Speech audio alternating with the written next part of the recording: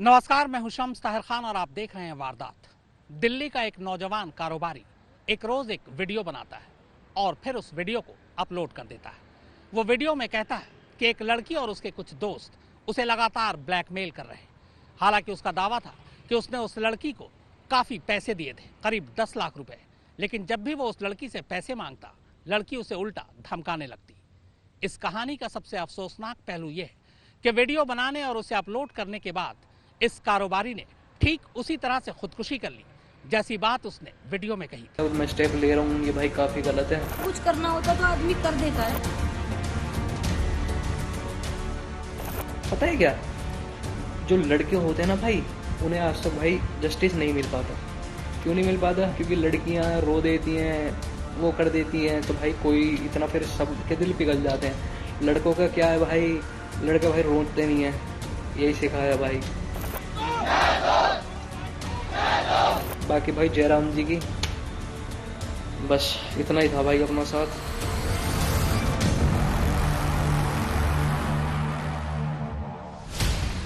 ये वीडियो इन दिनों YouTube से लेकर सोशल मीडिया के कई प्लेटफॉर्म पर बुरी तरह वायरल है। आप भी सुनिए। वीडियो में एक सुंदर सजीले नौजवान को मुस्कुराते हुए कुछ बताते हुए। राम राम जी सबिन ने, मेरा नाम है जी अमन बैसला। पहले मैं सोचा था कि वीडियो वगैरह नहीं बनाऊंगा, लेकिन फिर मैंने सोचा कि सबके सामने ये वाली बात आनी चाहिए। हमारे चहेते, आप लोग सब जानते होंगे, सुमित गोस्वामी सिंगर जो हैं, जिनका अभी फीलिंग करके जो गाना आया ऑलरेडी। असल बात यह है कि इन लोगों ने, ये और इनकी एक वीडियो कोऑर्डिनेटर है जी नेहा जिंदल करके, इन्होंने जी मेरे को खूब ब्लैकमेल करा। इन्होंने मेरे से पैसे ऐंठे हैं, इन्होंने मेरे को खूब ब्लैकमेल करा, मेंटली टॉर्चर करा, और इसके सारे प्रूफ जो है वो मैं अभी आपको दिखाऊंगा। वीडियो में ये नौजवान आगे बताता है। 3 जनवरी की ये बात है, इसने मेरे को, वहाँ पे इसने क्या सीन मचाए हैं मेरे साथ। वहाँ पे इसने मेरे को मिलने के बहाने इसने मेरे से कहा कि मैं डाल रही हूँ तेरे पे केस, मोलेस्टेशन का, रेप का। मैं क्या, अच्छा। अगली ने अपने बाजू फाड़ ली थी वहीं गाड़ी में बैठ के। बताओ मैं क्या कर लेता वहां। वीडियो के जरिए लोगों तक अपनी बात पहुंचाने की कोशिश कर रहा ये लड़का बेशक आपको धीमे धीमे मुस्कुराता नजर आए, मगर हकीकत यह है कि वो अंदर से पूरी तरह टूट चुका है।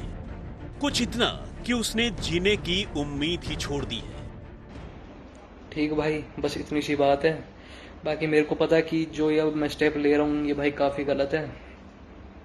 तो भाई बस भगवान, आखिरी इच्छा भाई बस हुई है कि भाई मेरे को इंसाफ मिल जाए।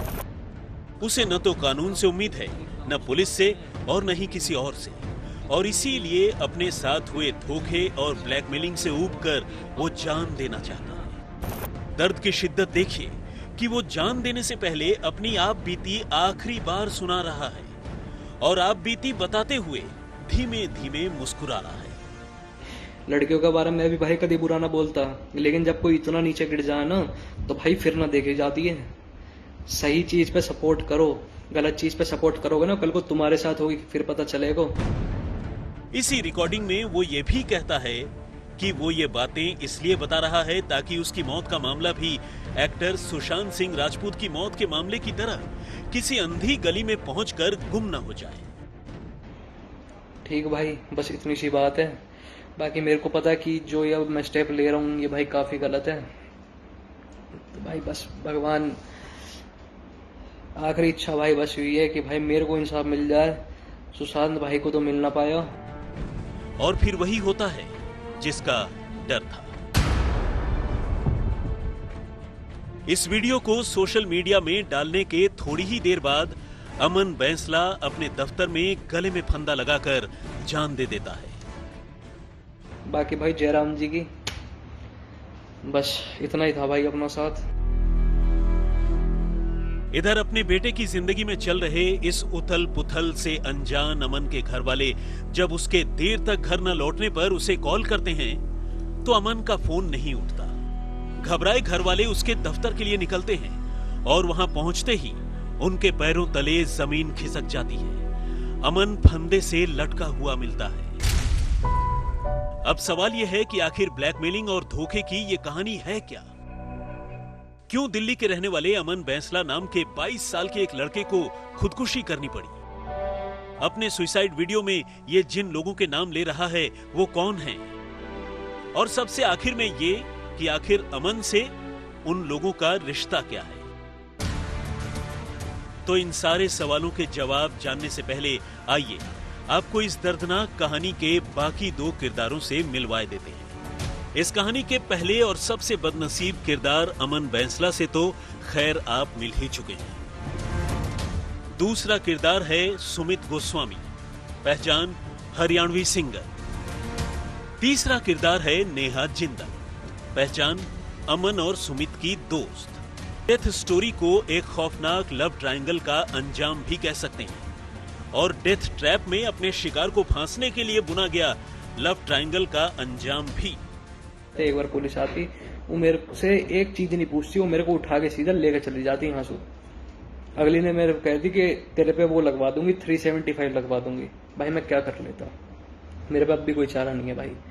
इस वजह से भाई मैं ये स्टेप अप उठा रहा हूँ, इस वजह से मैंने आपके सामने सारी सच्चाई लाया हूँ।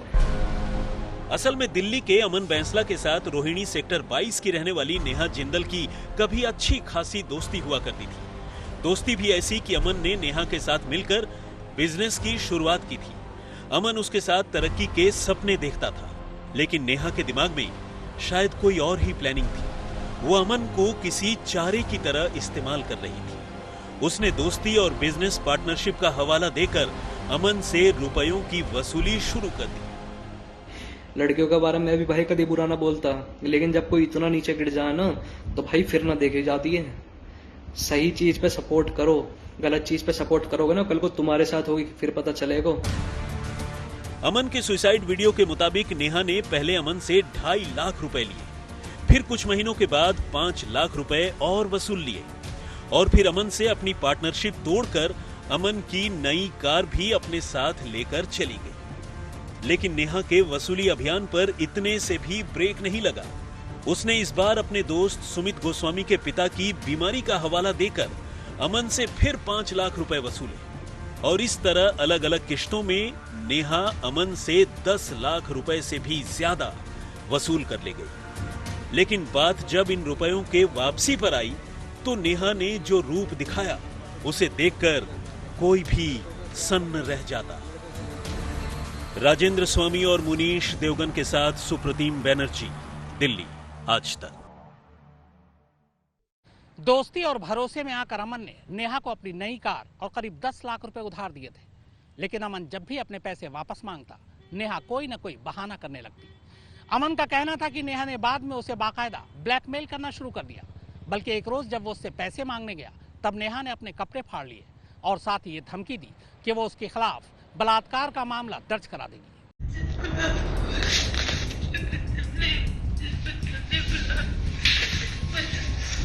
बाकी भाई जयराम जी की बस इतना ही था भाई अपना साथ। अमन के सुसाइड वीडियो की दर्दनाक सच्चाई रोंगटे खड़े कर देती है। इस वीडियो में रुपयों के लेन देन के साथ साथ अमन से हो रही ब्लैकमेलिंग का पूरा कच्चा चिट्ठा मौजूद है। नेहा अमन से अलग अलग किश्तों में करीब 10 लाख रुपए और एक brand new Hyundai Verna car वसूल कर चुकी थी, लेकिन जब भी बात रुपए लौटाने की आती तो नेहा एक अलग ही रूप में नजर आती। कभी वो खुद ज़ारो कतार रो रो कर वीडियो बनाती, कभी उसकी माँ मोबाइल कैमरे पर रोती हुई नजर आती और कभी जब इतने से भी बात नहीं बनती तो नेहा सारी हदों से आगे निकल जाती। गाली गलौज, धमकी वमकी तो खैर चीज ही क्या थी। लेकिन यहां बात सिर्फ नेहा से मिल रही धमकी की नहीं थी।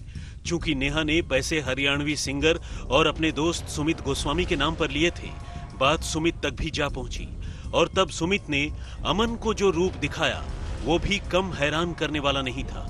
सच्चाई का साथ देने की जगह सुमित ने अमन को ही धमकाना शुरू कर दिया। अमन के सुसाइड वीडियो में सुमित के इस रूप की झलक कुछ ऑडियो क्लिप के तौर पर मौजूद है, जिसमें सुमित अमन को नेहा से रुपए मांगने पर बुरी तरह धमका रहा है और किसी भी हद तक जाने की बात कर रहा है। उसके पापा से मांगना, उसने लिए पैसे, उससे नहीं लिए मेरे भाई, मैं उसके बाप से क्यों मांगू? ना तू क्या चाहता है? अरे बड़े भाई बड़े भाई मैं अपने पैसे निकलवाना चाह रहा हूँ। सुन गिरा ले जितना तेरी लाले सुमित गोस्वामी उसकी गल्ला खड़ा है, कोई मेरे टेंशन नहीं दे सकता, मेरा घर वाला भी टेंशन नहीं दे सकता। मेरे न्याय के मुंह सिस्टम पाड़ता जाएगा ना, मैंने मेरा बापू टेंशन दे सकता है, मेरे इसकी नहीं भी औकात नहीं है।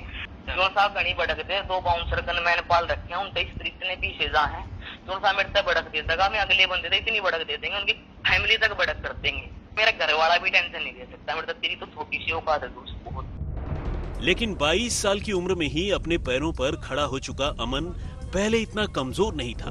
उसने नेहा को तो बेशक रुपए कैश में दिए, लेकिन उसकी जमानत के तौर पर उसके पिता से ब्लैंक चेक, उसकी मां का आधार कार्ड और दूसरी चीजें अपने पास रख ली थी, ताकि जरूरत पड़ने पर वो इन्हीं दस्तावेजों की मदद से अपनी रकम वापस हासिल कर सके। लेकिन इतना होने के बावजूद अमन एक जगह नेहा से हार गया, और वो थी नेहा का गर्ल कार्ड। अमन की माने तो अब नेहा रुपए मांगने पर उसे कभी भी छेड़छाड़ और बलात्कार के इल्जाम में जेल भिजवाने की धमकी देने लगी थी। मगर एक रोज तो नेहा ने हद ही कर दी। 3 जनवरी की ये बात है। इसने मेरे को वहाँ पे इसने क्या सीन मचाए हैं मेरे साथ। वहाँ पे इसने मेरे को मिलने के बहाने इसने मेरे से कहा कि मैं डाल रही हूँ तेरे पे केस, मोलेस्टेशन का, रेप का। मैं क्या अच्छा। अगली ने अपने बाजू फाड़ ली थी वहीं गाड़ी में बैठ के। बताओ मैं क्या कर लेता वहाँ। लड़कियों के बारे में भी भाई कभी बुरा ना बोलता, लेकिन जब कोई इतना नीचे गिर जाए ना तो भाई फिर ना देखी जाती है। सही चीज पे सपोर्ट करो, गलत चीज पे सपोर्ट करोगे ना कल को तुम्हारे साथ होगी, फिर पता चलेगा।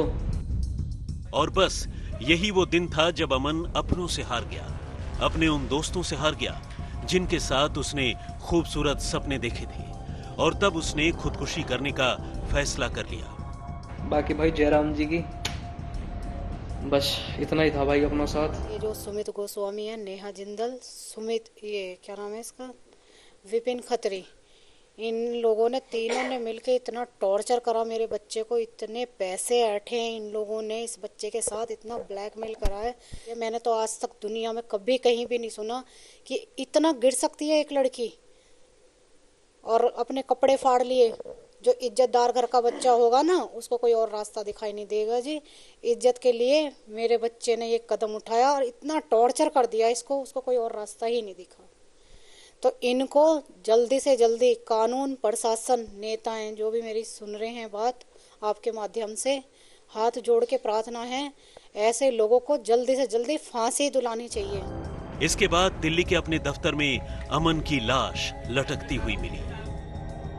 मुनीश देवगन और राजेंद्र स्वामी के साथ सुप्रतिम बैनर्जी, दिल्ली आज तक। दिल्ली पुलिस ने फिलहाल नेहा और उसके हरियाणवी सिंगर समेत 3 लोगों के खिलाफ अमन को खुदकुशी के लिए उकसाने का मामला दर्ज कर लिया है। हालांकि इस मामले में नेहा ने भी अब ठीक उसी तरीके से एक वीडियो बनाया और उसे अपलोड किया है। इस वीडियो में नेहा ने अपनी सफाई दी है। दोस्ती, धोखे और ब्लैकमेलिंग की इस कहानी में 3 नहीं बल्कि 4 किरदार हैं। धोखे के भंवरजाल में फंसकर अपनी जान गंवा चुके अमन बैंसला की माने तो उसे 2 नहीं बल्कि 3 लोग धमका रहे थे।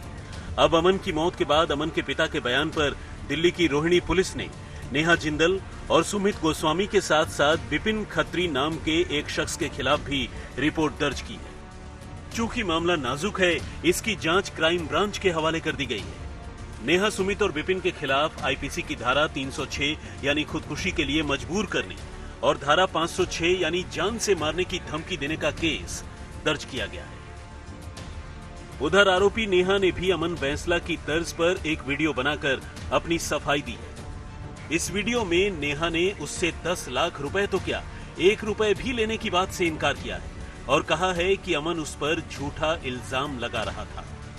5 से 7 से 10, अरे भाई साहब, किसी का ना भगवान झूठ ना बुलवाए, किसी का 1 रुपया नहीं, आज तक भी किसी का 1 रुपया ना लेना ना देना। नेहा ने खुद के कपड़े फाड़कर अमन को रेप के मामले में फंसाने की धमकी देने वाले एपिसोड को भी गलत बताते हुए कहा कि अगर उसे ऐसा करना होता तो वो कर देती, लेकिन उसने ऐसा नहीं किया। 2.5 लाख, 5 लाख, 10 लाख जो भी सुनने में आ रहा है, अगर भाई साहब मैं ऐसी होती ना तो फिर मैं सब कुछ कर ही देती।